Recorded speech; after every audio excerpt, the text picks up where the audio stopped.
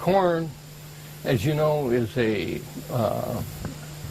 vegetable that was imported from the Caribbean up here. It was originally discovered in Haiti, I think. But corn, being a tropical plant like that, we have to plant seed in the spring, and then of course they grow amazingly fast. And by July, August, it's 6 or 7 feet tall, or maybe 8 feet tall. But it grows so fast, and the cells of the corn expand at and multiply at such a great rate, and it pushes up from the center. It's like as a swirl, and it pushes up through there as it slips through the sections that are already completed. The new section will make a squeaking sound, and you can actually hear that in the field because it's planted at 30,000 population, which is 30,000 plants per acre. And an acre is 44,000 square feet. So you'll have, you know, almost a 1 plant to the square foot. And it's remarkable. It's remarkable that you'd hear something grow. And it's growing as it's pushing up and expanding upwards. It's, you know, each plant is growing at a different rate, at a different stage, you know. So you could almost maybe put a tune together, but it'll be a solid amount of squeaking going on all the time, like a swing might make a squeaking sound like that. But that's what happens in the cornfield.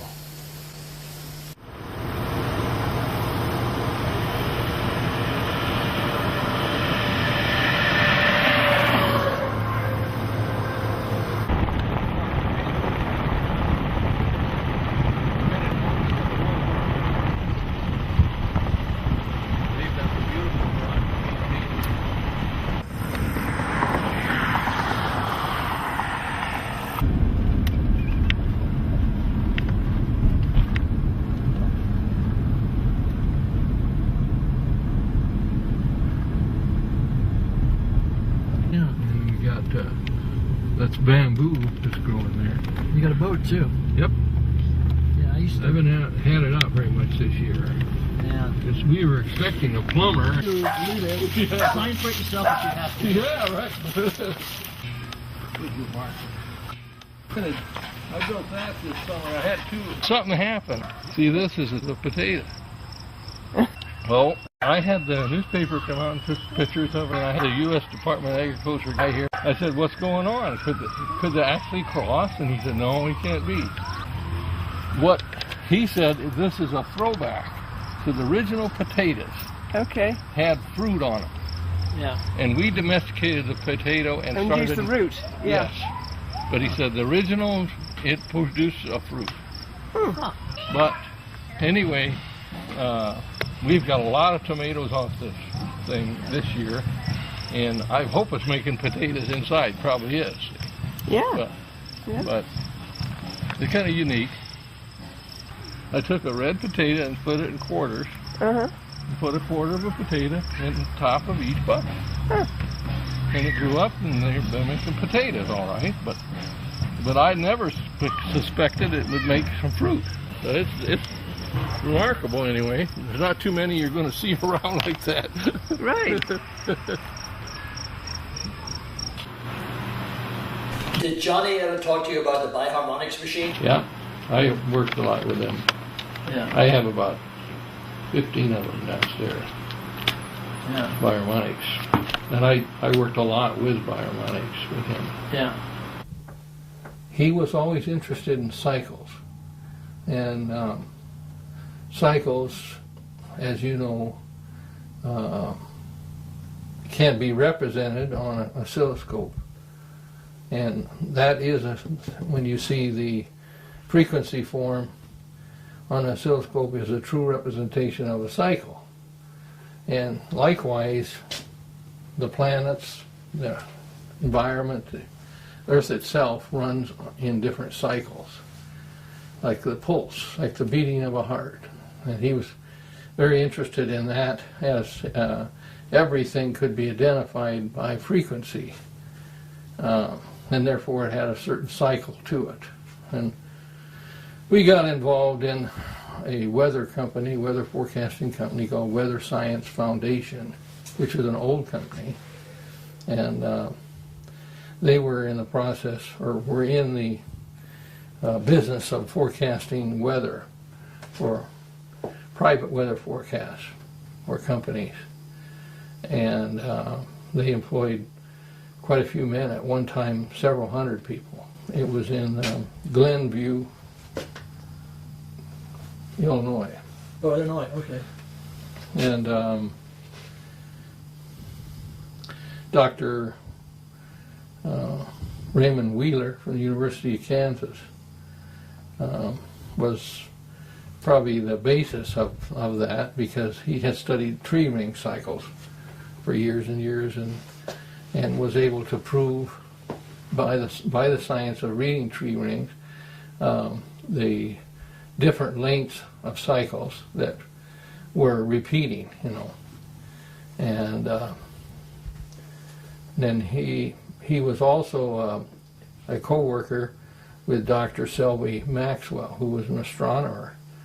And of course, Maxwell's theories were that since the Earth turns, the moon turns, sun turns, everything in the universe turns. So they all have a cycle.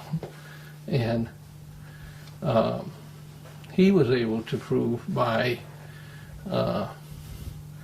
the influence of the gravitational pull from the different astronomical bodies, like the moon, the different planets, the sun, very, very even distant stars.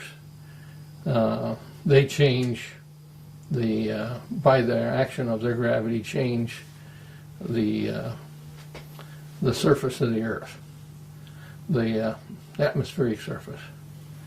And he was able to match those cycles with Dr. Wheeler's cycles.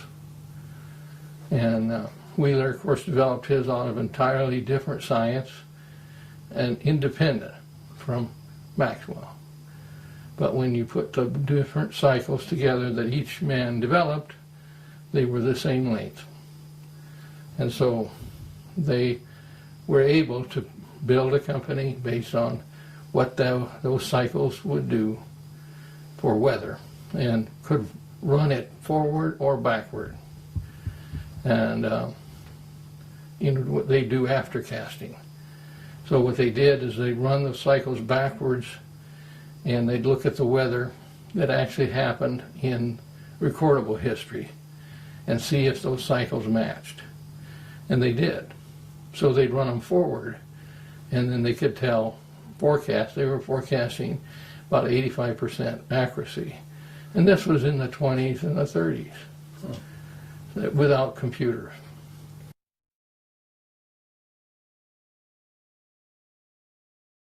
This is a sum of 220,000 plus 1,100,000 plus 5,600,000 years. See, and this is weather and changes on the Earth. See, and if you talk about atmosphere, quite a bit.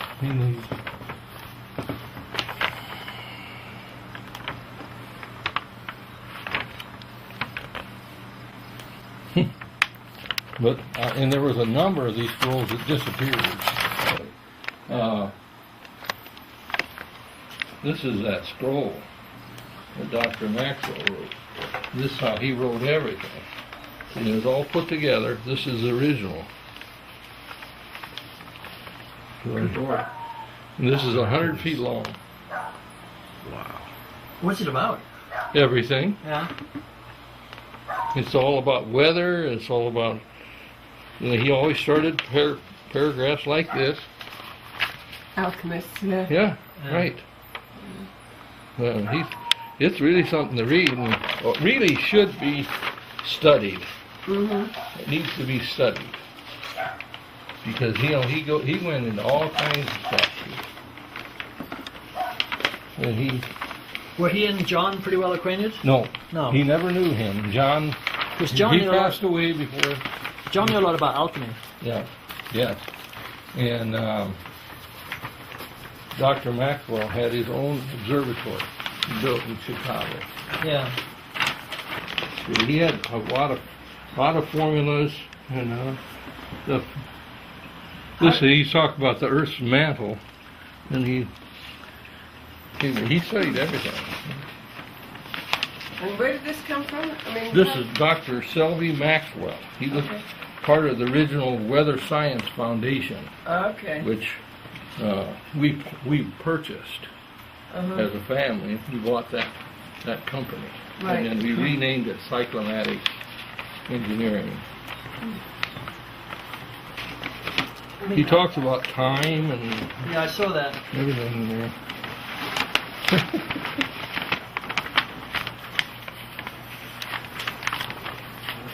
So a lot of the orientation is towards the weather, isn't it? Oh yeah. He believed it, and he was right about the weather, the atmosphere of the Earth being perturbed by the gravitational pull of the planets, Right. and not just the moon and the sun, but all of the planets. You have them up as a total effect upon the atmosphere. So that company had grown very old. I mean, the people that worked there were old people, and the science of forecasting and everything was changing. They had tied it into markets, the way markets moved, based on the cycles. And so that's how Johnny got interested, because he lived in Chicago, and he got to meet those people. And he became very, very interested in that. And but what we were kind of concerned about was what other things would be affecting the markets other than weather, and that would be pesticides, pests, not just the weather, but a lot of the environmental things that affect us. See? So we got involved in another company, and that became one of the things that I think Johnny devoted most of his life to, and that was a company called Cyclomatics. And Cyclomatics incorporated the use of devices that would or could control pests from remote areas. It wasn't enough to know what the weather would do. Right. You still have to control the other elements. So by using this equipment that was developed, and one of the base founders for this kind of process was Dr. Galen Hieronymus. And Hieronymus was able to do remotely things like killing insects at 1,000 miles away, by having a pitcher. He worked with a pitcher and, say, a leaf, and he could kill the bugs on a tree 1,000 miles away. And he did that by using some of this equipment that my brother worked with. And that equipment today is still something that could work, but I'm more interested in the principle behind it, about why could it work than why it did work. And and I have that. I've got all that equipment too. It was something that Johnny felt could alleviate a lot of problems that man has today. I know that Johnny was very religiously secretive about this device, and he regarded it as his priority.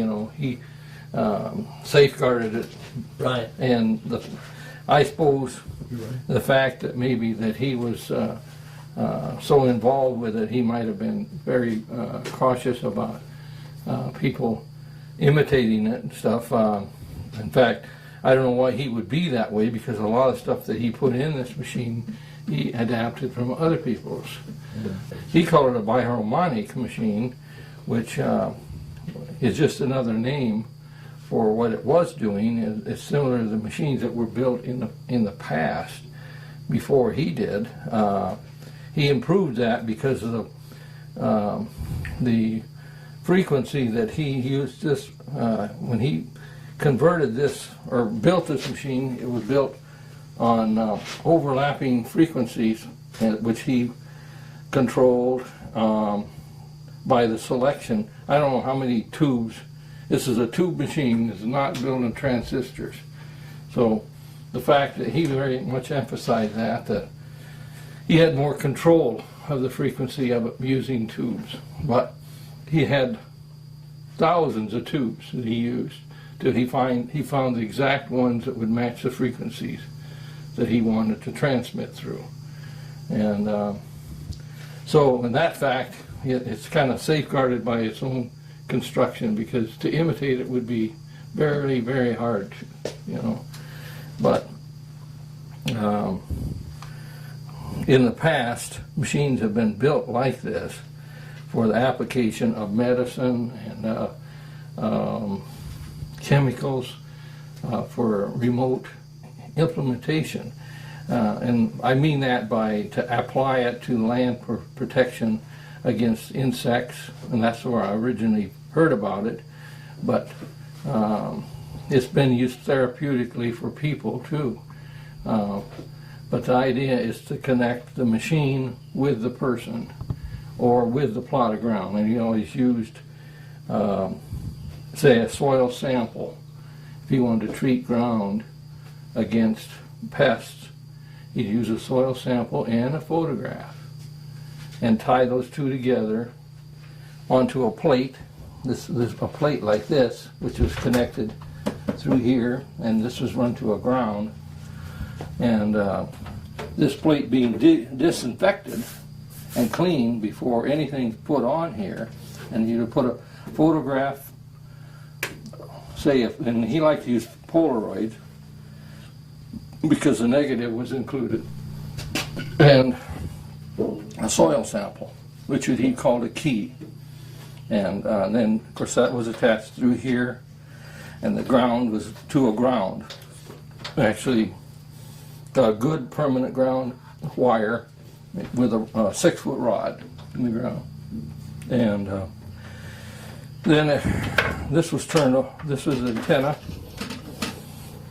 similar, and you could actually, if you had a soil sample from a piece of ground in India, you could treat that here by using this, and you'd power on, run about 15 minutes to warm the circuits and the tubes up, and then you turn this on, and that would, he says, spray, because he was licensed under the Department of Agriculture, and so that's why he has that spray. But that's what he was treating the ground through the matrix of the connectivity of the earth.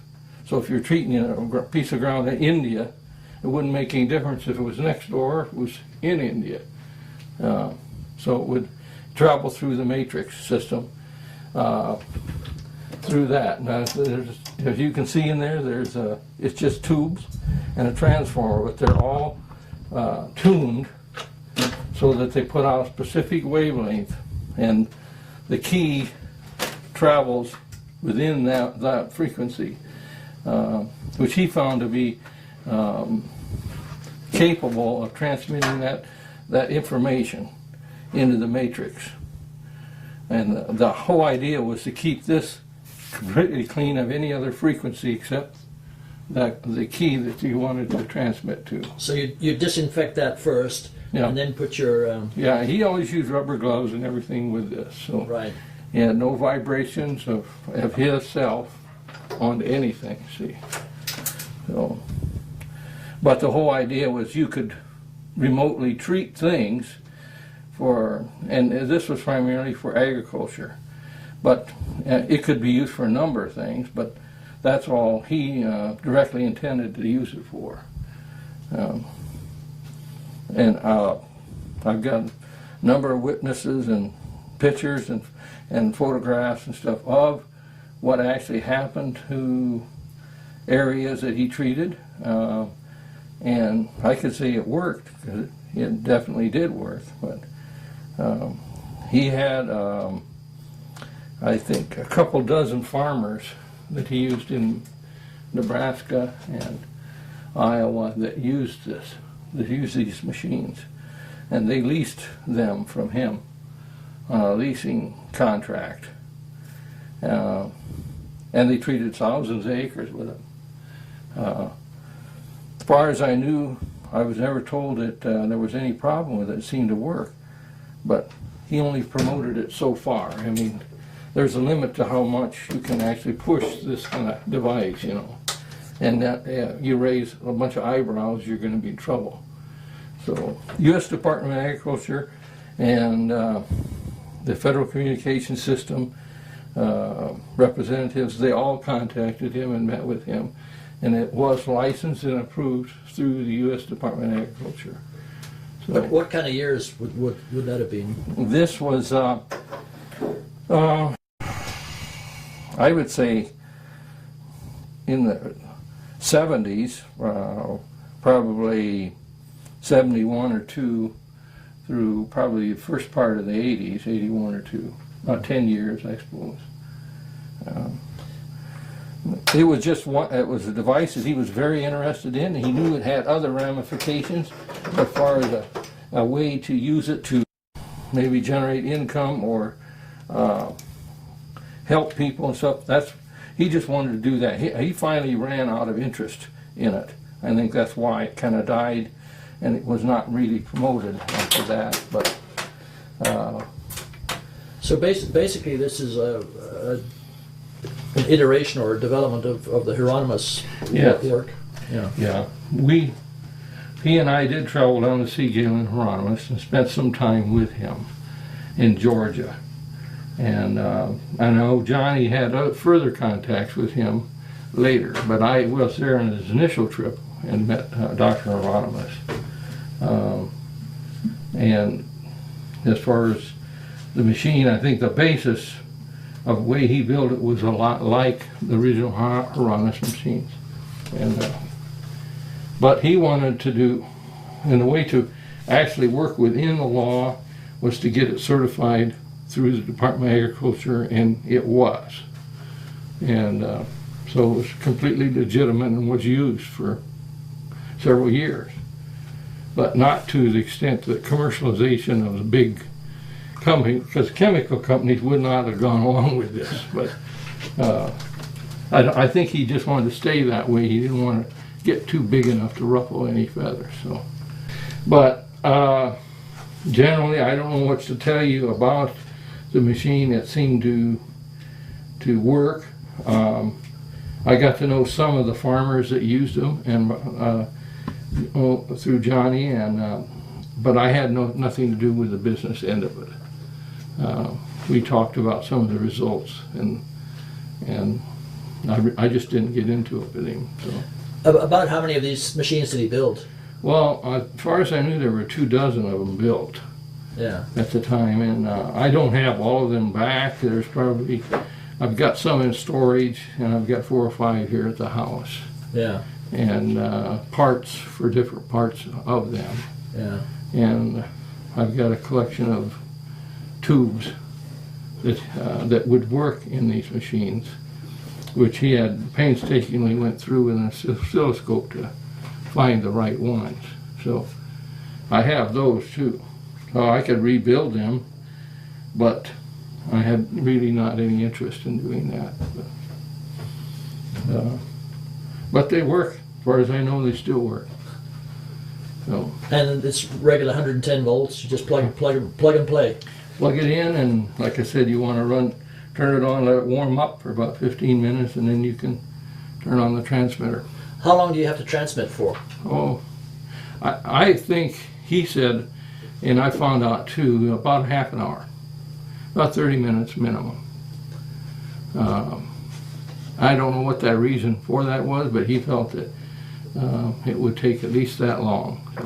So. Does the mental state of the operator get involved? Does the operator have to be concentrating on the particular field that he's, or is No. it's irrelevant? Once you No. put the witness in there, it's That's right. the key in It there. was built to be that way, so you would Okay. not be personally involved with it.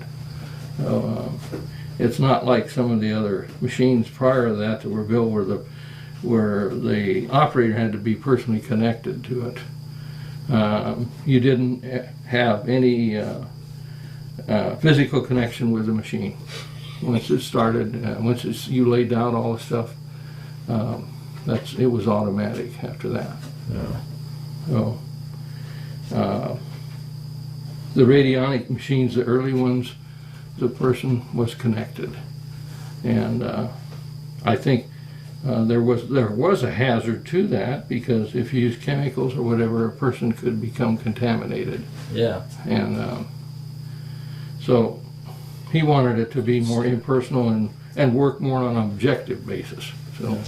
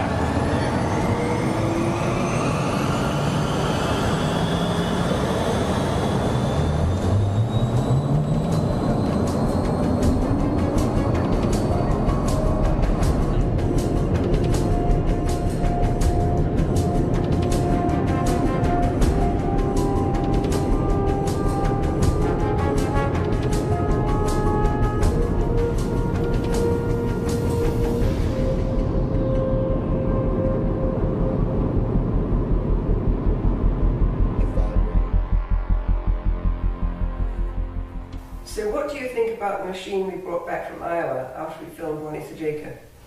Well, if I can get a shot of these machines over here, this would be the original one that John Sajeka developed, and I think in the late 70s, I think this was.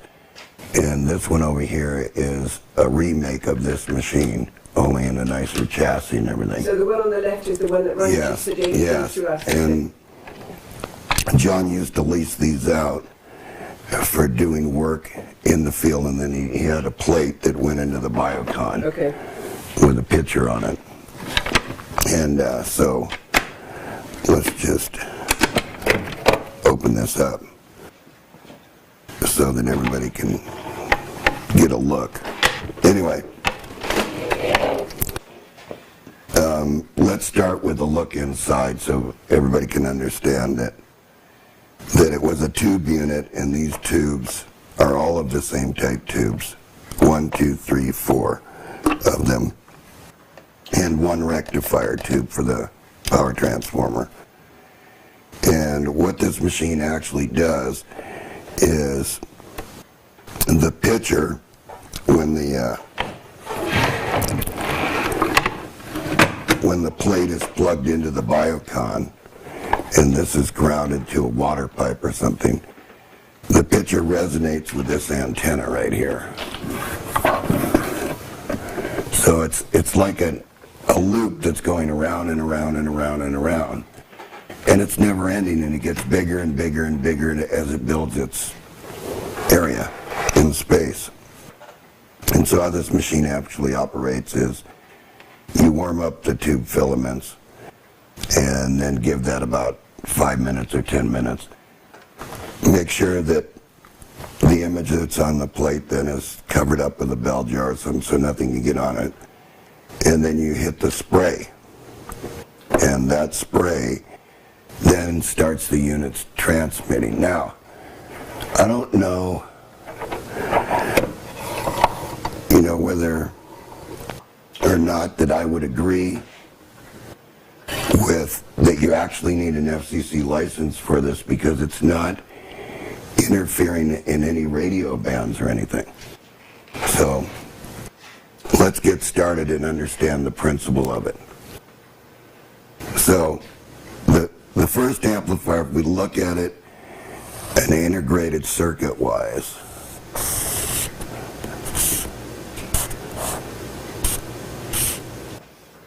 we're going to set some gain on this amplifier. And so you would do that by putting a resistor to ground, and then you'd have feedback. And then what you do is you would set the gain between these two resistors, and you'd want to make this gain as high as you can. Say, let's just take this as an example, 100,000. Okay? So you got 100,000 gain, and then what would you take this input right here, and you run that to a plate, and then you take the output of that amplifier and run it to an antenna. So that when you put the image on this plate, that's in resonance with this amplifier. So what you're doing is you're creating waves, and it's sort of self-oscillating. The ideal wave would be something like this, with all the frequencies in between. All right, but that's not how this machine operates, because it's not solid state. I'm just giving an explanation here of the symbol of an amplifier. Okay. Instantly, I take it that there's a mains going to that plate as well, right? Well, the wire is connected, right? The wire is connected. The power supply is already on the IC here. Oh, okay. All right, so I'm just showing you a gain stage of 100,000. Okay. All right. I'm trying to make the analogy real simple for everybody to understand that it's a resonance between this plate and the antenna, and it's like a feedback. So it's like an oscillator. So what's going to happen is it's going to oscillate like this. But you want to chop these. You want to chop these to where it's oscillating like this with all the frequencies in between. Okay. In other words, as it oscillates, it's like a ringing oscillator. You follow me? It's like an oscillator that's ringing, where the waves are going up and down, and these are all the frequencies. And being that this plate is the witness, whatever you're putting on this plate is the witness. It's in this loop that's continually growing, like this. Okay. You follow me? Yeah. So, say, let's take what we've drawn right here, these loops, right? And let's just say this is South Africa, okay? Mm-hmm. And I get a soil sample from South Africa and a picture from South Africa, and I put that on this plate, and there's this tree that's infested. Mm-hmm. All right? Sooner or later, these waves are going to reach that point. See that? Yeah. And it's going to hit in that area. So, the machine. What you put in the witness plate is a Polaroid picture? Yeah, a Polaroid picture, which, of course, everybody knows a Polaroid's hard to get now. Yeah. Right? But it can be got. And basically, the Polaroid has a positive and a negative. And since this machine, the solid-state machine, wasn't like the tubes, you would have to flip this IC to be a non-inverting machine, and I'll show you why in a minute. All right, so let's suppose just to back up a little. So the guy in South Africa would have sent you a Polaroid picture of an infested tree. Right. Yeah, and so you put it. I would have took that picture Put it on the witness and line. the soil sample Right. and a part of the tree, Right. and then I would have put the treatment on there without touching anything and turn the machine on. Right. Okay, all right. And then what this thing's going to do is start oscillating. See? It's going to form this loop. So it's like a never-ending circle that's growing and growing and growing, and it's getting bigger and bigger and bigger until it saturates the area. So it's going to keep keep starting from a small part and going out big? Yeah, it's going to keep getting bigger and bigger and bigger, and I'm going to show you why. Right, okay. So let's take the actual circuit. Now, I don't really want to draw the whole circuit because it would take me quite a while to do this. But I'll give you an example. We're going to start out with a plate, which is a copper plate, and say this is 5 inches by 5 inches. Okay. So we have a square plate, right? And this plate on this machine, Yeah. on these machines, is actually going into the grid of a tube. All right, and that tube, you know, has either the cathode's grounded or it goes to a resistor to ground. In this case, so Jacob put a resistor to ground, all right, which was some low value of 30 ohms. So why put it there? Anyway, it's this tube, and of course this is going to your power supply, which they call B+, and this, people that work with tubes will know exactly what I'm talking about here. And what's funny about the machine is that this one here, he used a 6AC7 tube, but he still takes this grid and he ties it to the cathode, which would be the same thing as an audio tube, a 6L6 or a 6V6, things people are familiar with that ever worked with tubes. And he ties this screen right up to the B+ level. Now, off the plate of the tube is an antenna. He calls that the antenna, and that's coupled through a low value capacitor so that you know, don't get any high voltage at the antenna. So what's actually happening here is this is making an oscillator. All right? So the thing starts to oscillate. And this gain, say, is 5,000.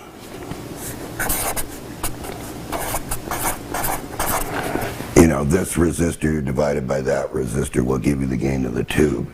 All right? So 30 ohms, and then this is like 250,000 K. So of course the gain of the tube is going to be very high. So we're just going to say 5,000.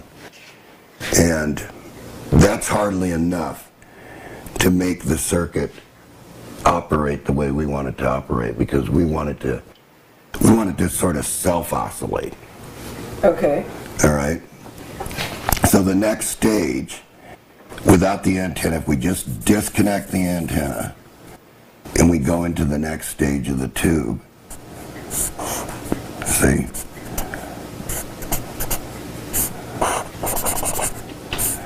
Now this gain is multiplied by this gain. So what we have is we have this multiplication factor in gain. And that's going to increase the oscillations. We're going to get more frequencies in the oscillations when we do this. Okay, so now we take this out to the antenna. And now we take our sample picture, which will be a tree. We're just going to call it a tree that's in the Polaroid picture. But what was unique about the Polaroid was it had a negative in it. And this machine is inverting. It's inverting the signal. In other words, what's going in here is going this direction, and what's coming out here is going that direction. Ah. So it's inverting the signal. So that's the reason for the negative. So is that like a mirror image? Yeah, it's a mirror image, but opposite. You know, completely opposite, 180 degrees out of phase. Right. And so, what is actually happening is our machine's right here. And when we start this machine into operation, these waves are generated, oscillation waves.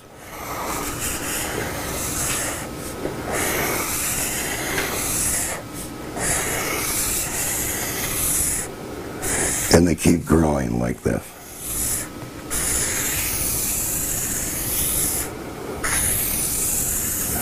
So now if we say our machine's in the United States, right? Florida, yeah? Yeah, right. We say our machine's in the United States here. It doesn't make any difference where we are in the United States. This wave's still growing and growing and growing and growing and growing. So it can reach this image with the treatment. So presumably it'll go all around the world and come back anyway to the US. Well, it just keeps growing. Right. You know, it just keeps growing and growing and growing and growing, and the tree is located over here in Africa somewhere, right? Mm-hmm. And you see the waves have already hit the tree, Right. with this treatment on it. So whatever you put here, right, what's going to happen is this message is going to be relayed in these oscillations that are riding on these waves. See? And so that's exactly how the machine is going to get its witness out. Using a gain amplifier. Not really an RF transmitter, but a gain amplifier. And what are these waves going to be? They're not RF frequency. They're low frequency waves. Because this thing's only doing like at 150 hertz or 200 hertz with all these waves in them of this witness.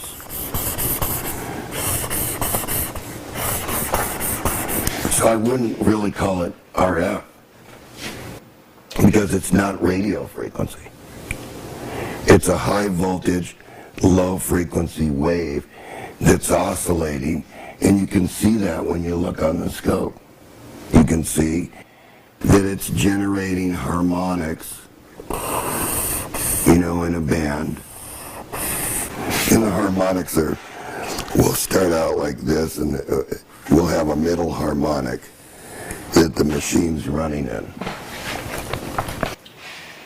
And with all the frequencies in here that are mixing up, it's like modulating inside there. So it's going to generate harmonic frequencies. See?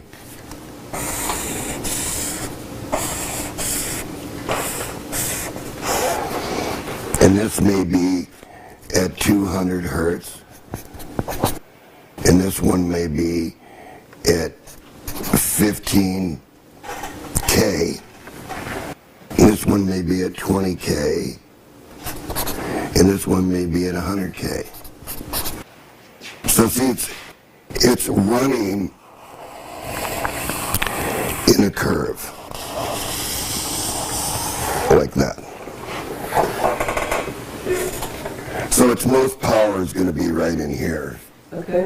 And then the harmonics are going to be in here. But they're going to be on this wave like this, on this pulse frequency that's in between these two bands. In other words, what's going to happen is as this oscillator oscillated, chops off. So basically we're looking at, let's just do it with square waves so you understand it.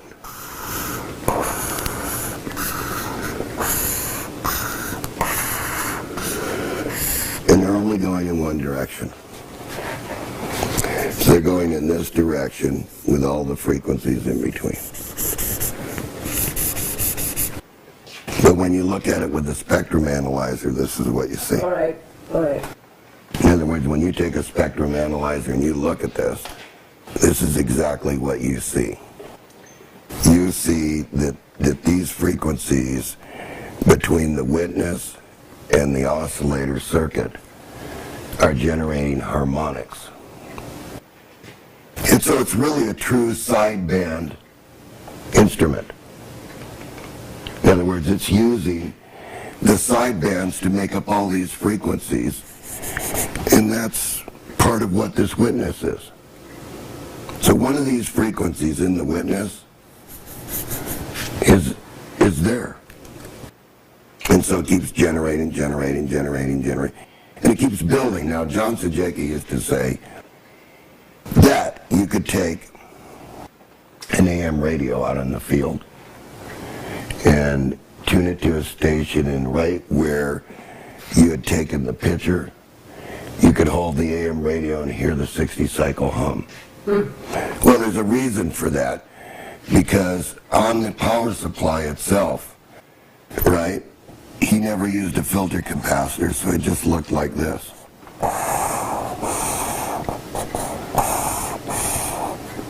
It was unfiltered. So you're saying that the Polaroid of the tree that was in the witness, if you went to where that Polaroid had been taken, where the tree was, and you had a radio, you would hear, when the machine was turned on, you would hear the hum. You would hear a 60-cycle hum. That's what he said to me. Of course, I never bothered with that theory because I built, 4 or 5 different of these machines. And they worked. They worked for what I was doing. And I will tell you this, that they worked well for healing when they were used right. And they worked for corn. And they worked for an infestation of wasps. But you have to be very careful because you don't want your fingerprints on this. Now, was it DDT he actually put in there? Well, when he was treating, whatever John Sajecki was treating, Yeah. Depending on what insecticide that he wanted to use to kill the bugs in that field. Yeah. And everybody must remember, he had approval to do this. Yeah, I know. That's what Ronnie said in his... Yeah, he had approval. He was authorized by the FCC to generate these low-frequency waves, which are now used for submarines. They're down there. And so he had a license to do this. Yeah. But the problem is nobody understands exactly what the machine is. Right. They understand that it's a bioharmonics machine, and the reason he called it bioharmonics was because of all the harmonic structures. Yeah. And he was using biomaterial, so therefore you see here biocon. Right. See? Yeah. You see biocon right here. Well, let's turn on the biocon. And once we turn on the biocon, this thing's going to start oscillating and doing this. And it's going to go to wherever the witness, the picture was taken from. So You mentioned about not touching the witness or the picture, not having your personal imprint. right, you do not want to lay your fingerprint on this. Or any of your bodily oils. Right, because if you're treating this with an insecticide, Yeah. your signature is on this plate. Right. You definitely do not want to touch that. I must give you, you know, if you build this type of device and you're using this type of device to do this, I must give you a warning about this. One of those things is these rubber gloves. Okay. And you want to take them out, and you preferably do not want to touch the ends. Mm-hmm. And you want to put them on and handle whatever you're handling. And you do want to wipe everything down with alcohol when you're doing this, because otherwise your imprint is going to be on this plate, even if you touch the sides. Okay. Or the bottom. You must make sure that your imprint is not on this plate at all. Otherwise, the machine's going to seek you out. Okay, so you put your rubber gloves on, then you get an alcohol wiped cloth and you wipe. Make sure there are no things. Yes. Yeah. Okay. Yes. Yes, you have to be far safer than a doctor scrubbing with this type of device because of the gains and the way it oscillates and where it runs all these frequencies in the band. All right, So this is actually a pretty dangerous. Oh, it was a very, very dangerous machine in that. Good question, Pat, because that was the thing with the Department of Agriculture and the FCC, is the government knew that this machine could be used for other things. And so they were very worried that it wouldn't be used for that. So that's the reason why he had an agricultural license and an FCC license, and he had to keep absolute detailed logs of where the machines were and what the machines were treating. A very important thing. Yeah. I seem to remember Ronnie saying that he got worried because the farmers were turning them on each other and making. Yes. John Sajeka got very worried, and then he discontinued the project when the farmers started taking pictures of the other farmer and then putting it in the machine and doing strange things with the machines. This was very dangerous. Yeah. Because people were getting sick. Yeah. So rather than probably lose everything that John worked for, he just called them all in. Right. You know, got them all back except for a few. I think he didn't get a few back. Mm-hmm. But who was going to repair them? Yeah. And where were they going to find the tubes? And they didn't know what John's matching process was for the tubes. Mm-hmm. So how were they going to figure this out? So once their shelf life hit, that was it. Right. Once they were gone, you just couldn't take another tube and put it in here because it was tuned. Yeah. You know, John spent hours and hours tuning this with a scope to make sure that the wave was right. Yeah. So today you could tune it pretty easy because we have spectrum analyzers. You know, and if you get one that goes down low enough in frequency, something like a pico scope or something like that, you can tune this thing real easy. Because you can see these side bands. Yeah. You know, you can actually move to each one of these and know exactly what this frequency is. And then you can change this tube and put another tube in, and then you can watch these bands move and change the fundamental frequency, right? Which is the biggest one. Yeah. Because this is the main master frequency. There's a main master with all this modulation inside of it that causes these side bands all the way out. And it's important that you tune it. Yeah. I mean, you just don't throw the machine together and expect it to work. You have to look at the tuning of the machine. to where it's oscillating with the most frequency and the most side bands out. So the machine that you've built over there, you have tuned that. yes, with a spectrum analyzer to match John's.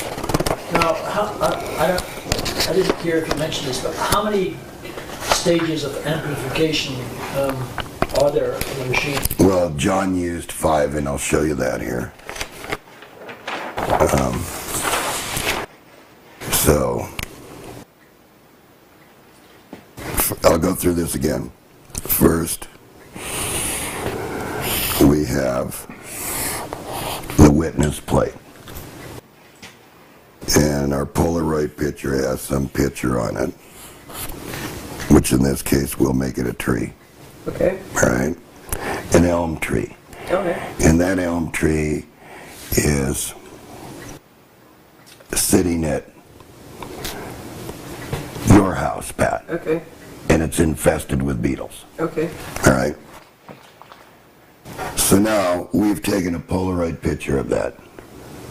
And we've got a beetle, which now is dead. Mm-hmm. And we have an insecticide. And what are we going to do? Rubber gloves. Right. You're not going to touch. Right. You're going to make sure this is totally clean. And then we're going to put the beetle. It's a big beetle. Well, they're big. And we're going to put a vial of the insecticide. Okay. All in that picture. And the first thing that we're going to do, and I'm going to leave this here so you can get a good picture of it, is we're going to build John's little amplifier here. We're going to do it with tubes. So I'm sorry if they're not if everybody's not experienced with tubes. All right, so this is your amplifier that you've built now. well, this is exactly how it's done.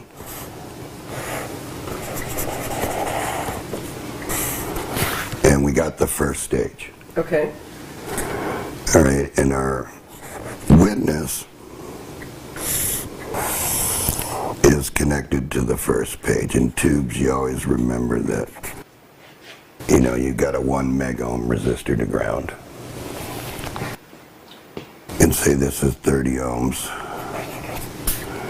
and this is 270 k ohms. So we know that we've got a pretty high gain here, and so you would divide that into that, and that would give you the gain of the circuit. Again, I'm not going to sit here and divide it all for you to give you the gain. I'm just going to show you how that we accomplish what we're going to accomplish. Okay, so this is the first stage of the machine. Now, the second stage of the machine then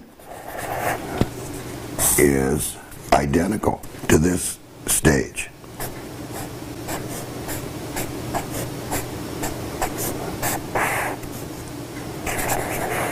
So everything is staying the same, you notice this? Yeah.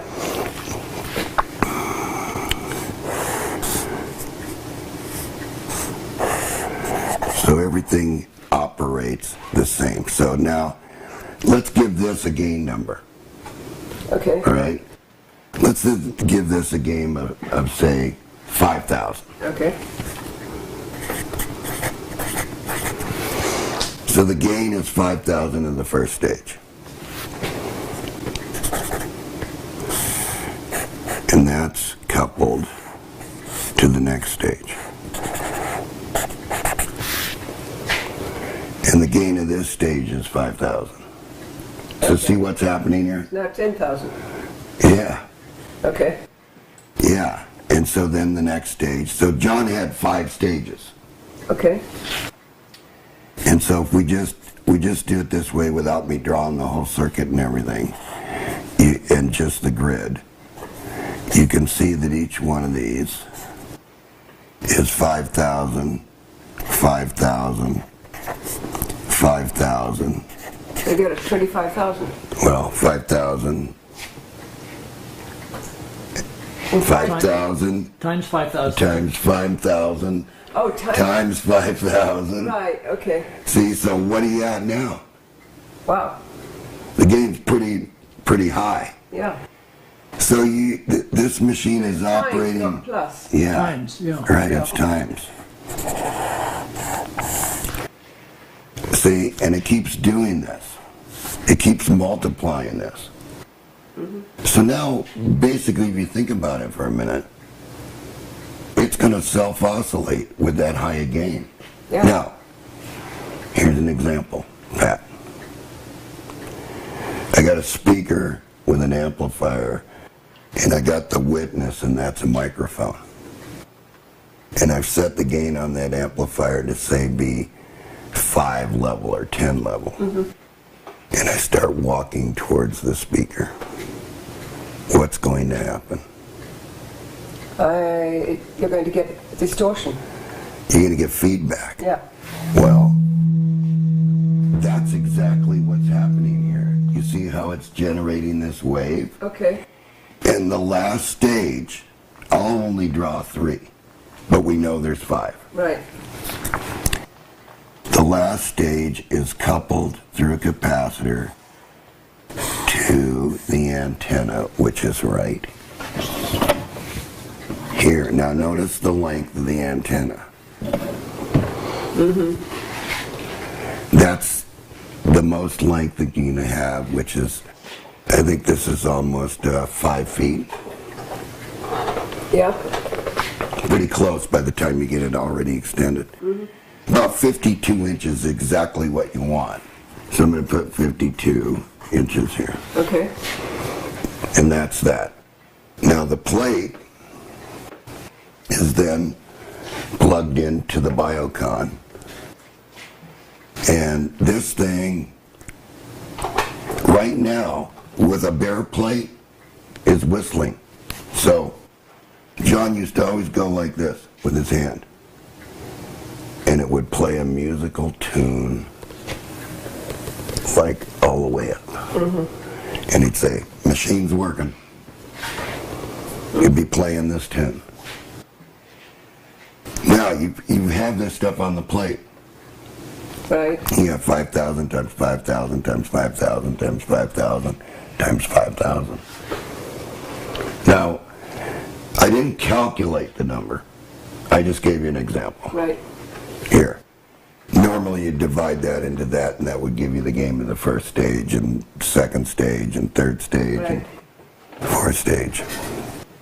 So, once again, what's happening is the gain so high, it's like I got the microphone right up to the end of the speaker, and the acoustic noise and the feedback is so bad you can't control it.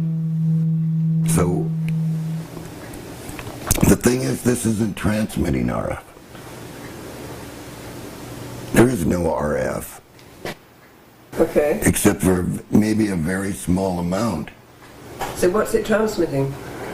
I always said, since I looked at the spectrum analyzer, that infrasonic waves, something like low frequency sound waves, you know, were coming out of this thing, because it was playing, you could hear it.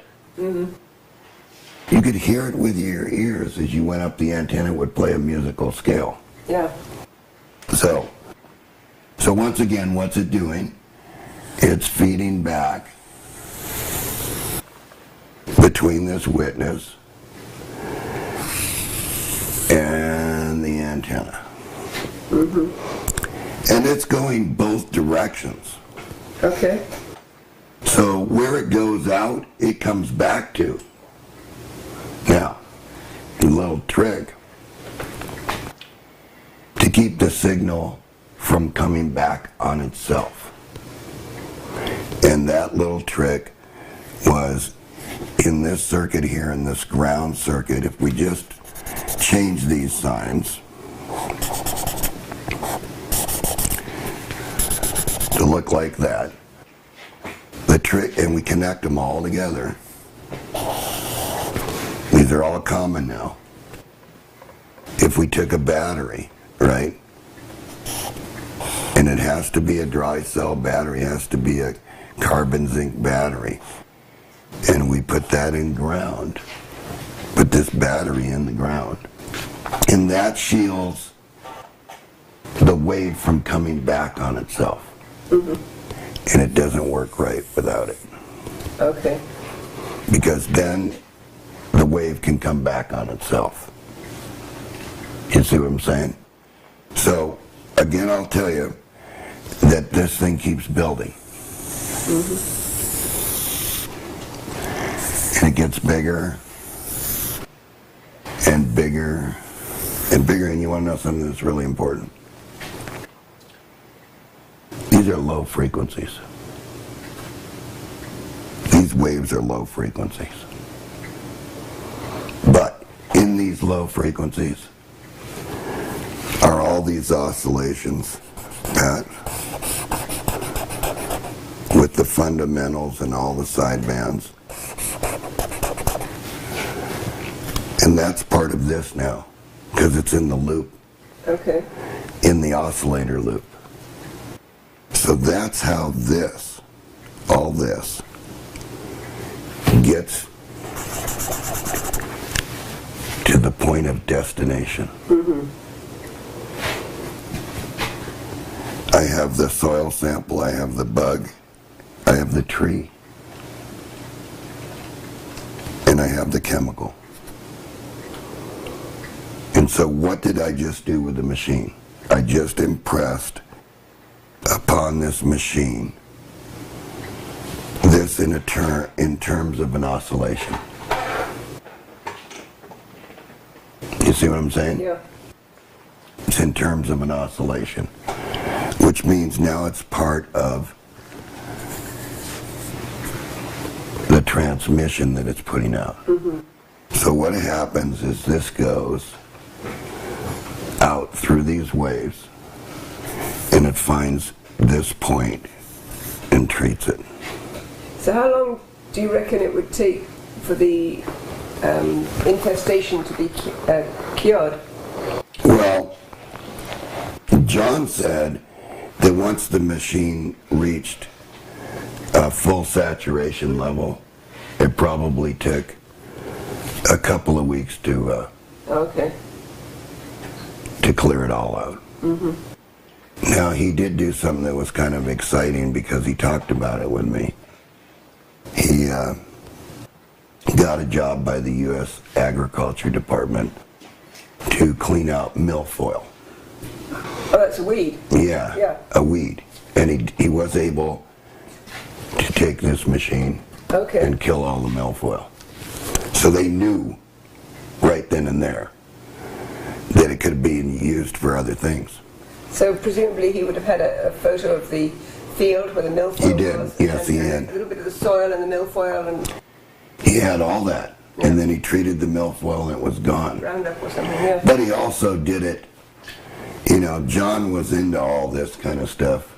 I'm not saying that he was an absolute engineer when it came to calculating all the gains and everything. Right. I mean, you know, he did what worked, Right. you know, and he did visit other people that were working with radionics and stuff. I think Hieronymus was one, wasn't it, Tony? Yeah. Yeah, Ronnie said they visited Hieronymus, Yeah. and I think other people too. I'm not sure. Yeah, but John was not the type that would just run out and have coffee with you and then talk about this machine. Yeah. In other words, you had to be in private with John. You had to be totally private with Right. John. And I'll never forget the look on his face. When I called him up, it was 12:30 at night. And I says, John, you better get your butt over here. I want to show you something. And he says, what? I said, I just built your bioharmonics machine. And of course, John liked to kid around a lot, right? And he would say, no, you didn't, like that, you know? And I said, well, then just get your, and I said ass. But, and he came over, I said, get your ass over here. And he walked in the garage. And he looked at the scope and he just went, Oh.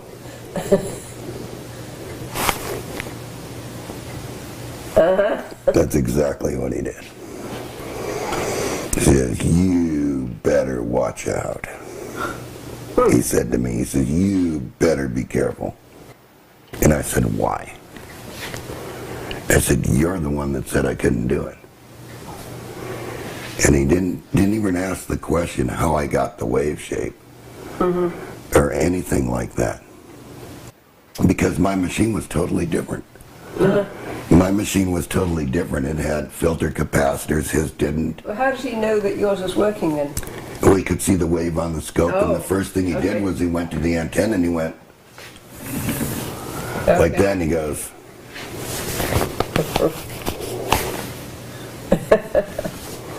you better be careful. Yeah. And I certainly found out that you better be careful because I thought that it was a simple procedure to take the yellow jacket infestation and just spray them with spray on the plate. Well, I had been touching the plate. Yeah. I'm going to tell you something, you can get real sick. Yeah.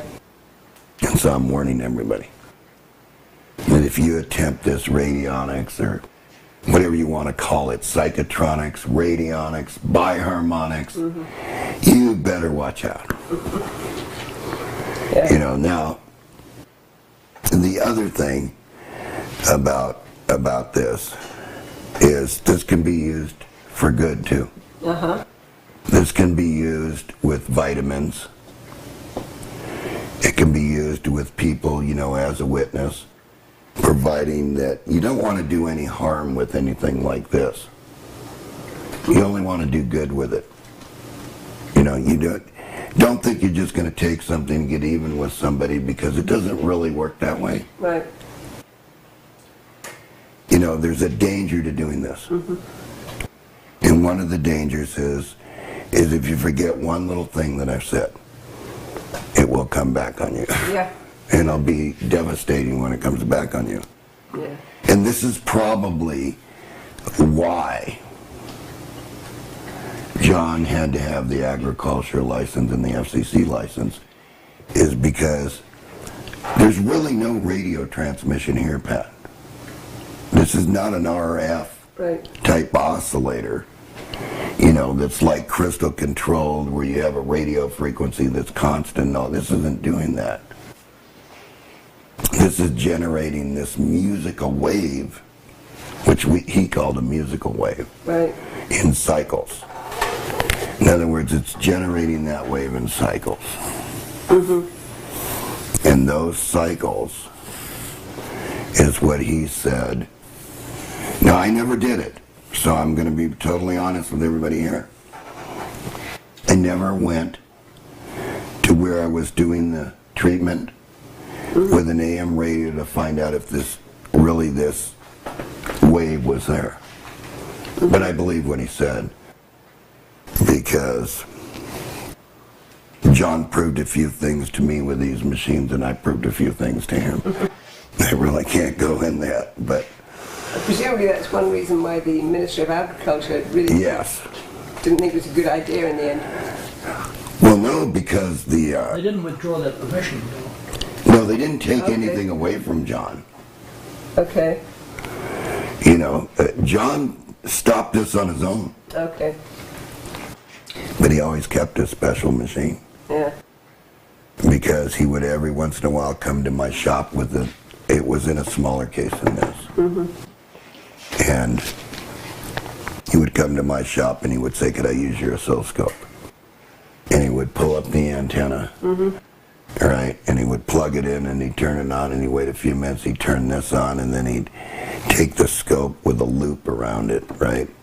He'd put a loop of wire around this and take the scope, and there you'd see the wave on the scope. Okay. He'd say, it's working fine. And then he'd put the antenna down, just like this.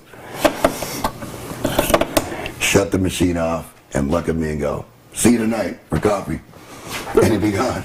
You know. He actually was, he was not a bad guy.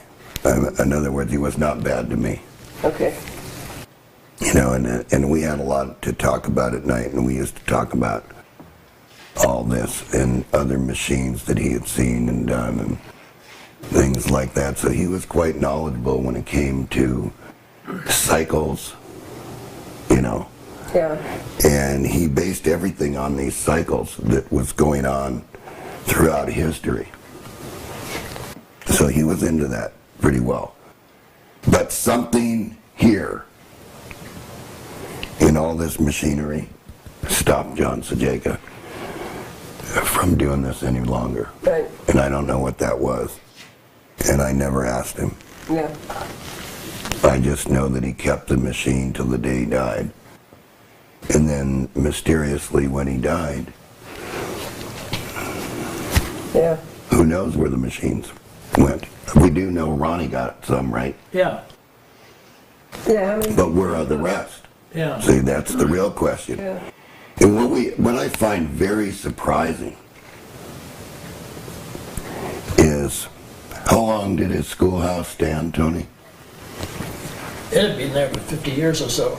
Yeah. And then one day out And of the it was built blue, out of solid brick, too. yeah, Yeah.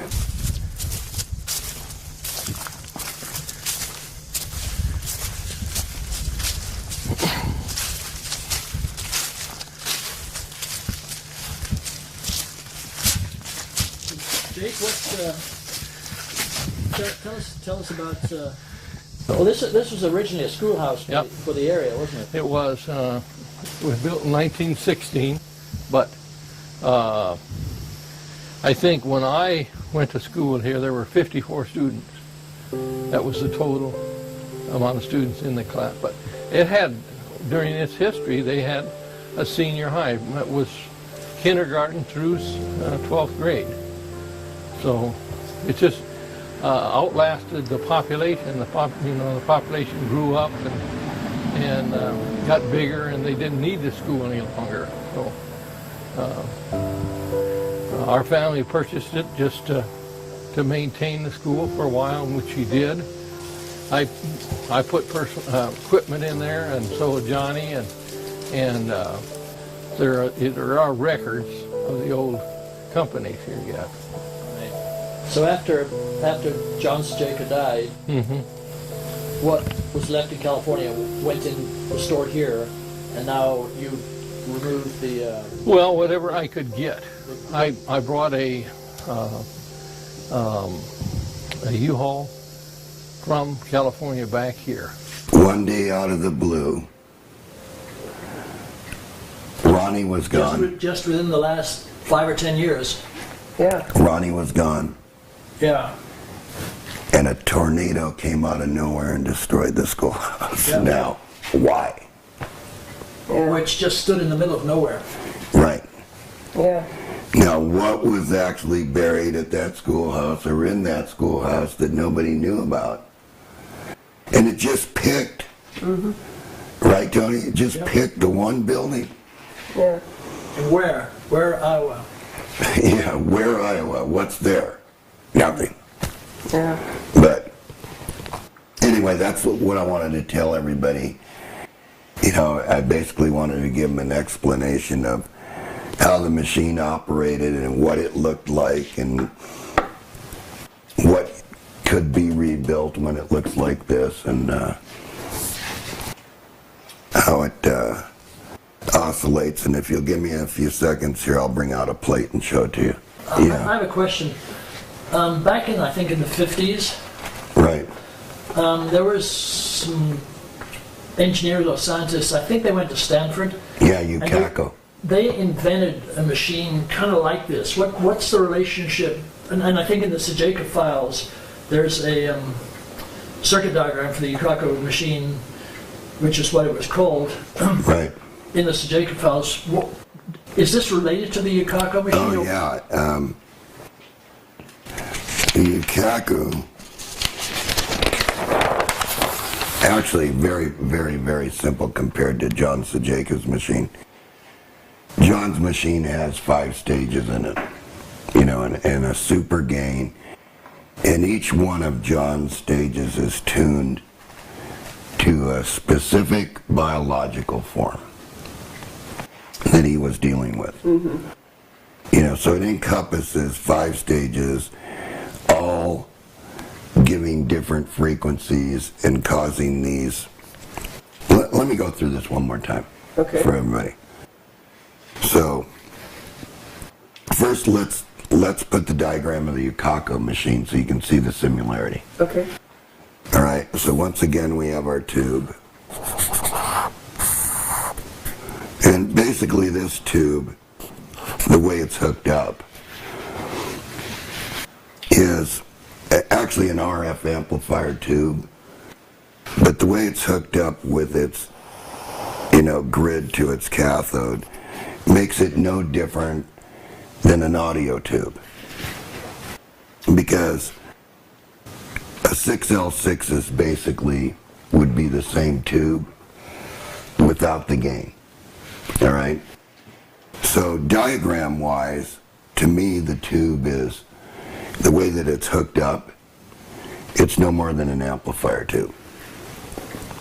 So, once again, this would be the Yukako.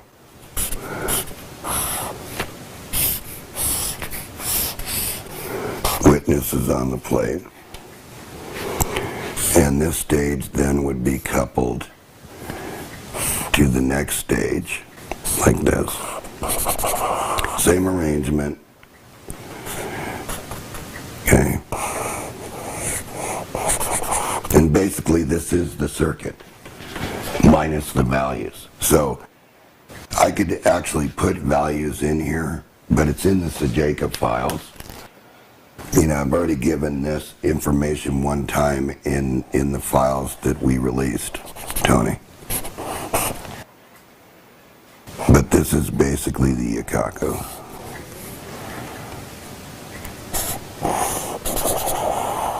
And it was a very simple machine, and these two guys are the first ones to do the experiments with this machine.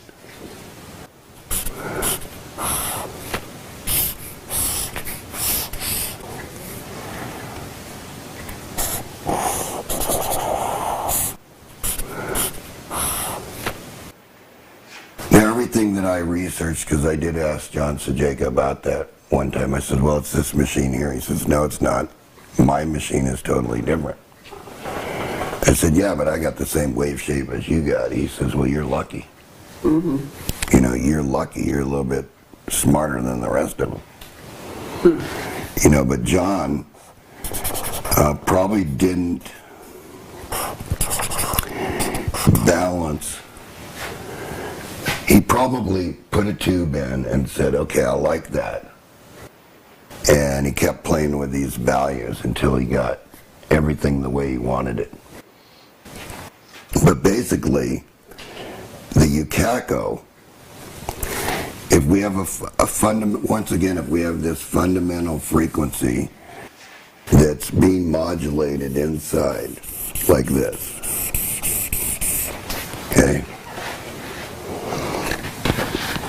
And then these frequencies create this band, and then this, the next frequency creates this band, and this band, it keeps going like this, all the way out. So they reduce? Well, these are side bands. Okay. Of the frequencies. In other words, we're hitting certain frequencies by how many frequencies we modulate here. All right, but it's clipped. It's not. It's so that it causes these side bands. I was wondering why they didn't go so high. They kept getting... No, they keep getting smaller because... They decay. Yeah, well, they're higher, you know, the frequencies are different. Okay.